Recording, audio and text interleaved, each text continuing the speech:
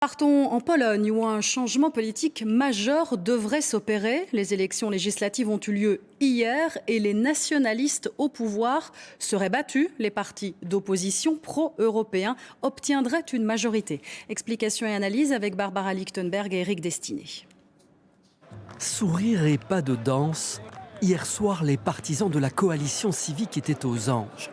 Avec deux autres partis d'opposition polonais, le groupe avait l'intention d'écarter du pouvoir le parti ultra-conservateur nationaliste qui dirige actuellement la Pologne.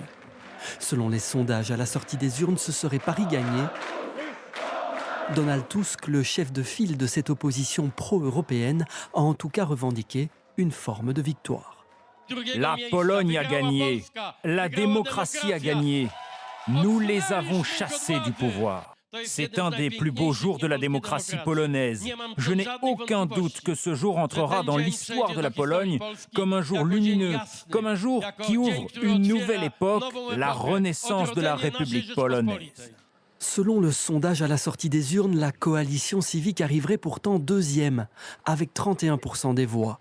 Le parti Droit et Justice serait lui en tête avec plus de 36%, mais le jeu des alliances pourrait lui faire perdre sa majorité parlementaire.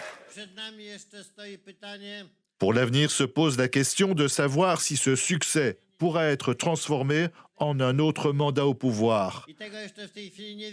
Et nous ne le savons pas encore pour le moment, mais nous devons espérer et nous devons aussi savoir qu'au pouvoir ou dans l'opposition, nous mettrons en œuvre ce projet de différentes manières.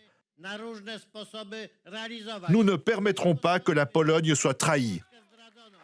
À la tête du pays, le parti Droit et Justice a mené une réforme très controversée du système judiciaire. Il s'est aussi attaqué au droit à l'avortement et a fait du durcissement de la politique migratoire un thème majeur. Si les résultats se confirment, ces élections devraient mettre fin à 8 ans de règne de ce parti ultra-conservateur.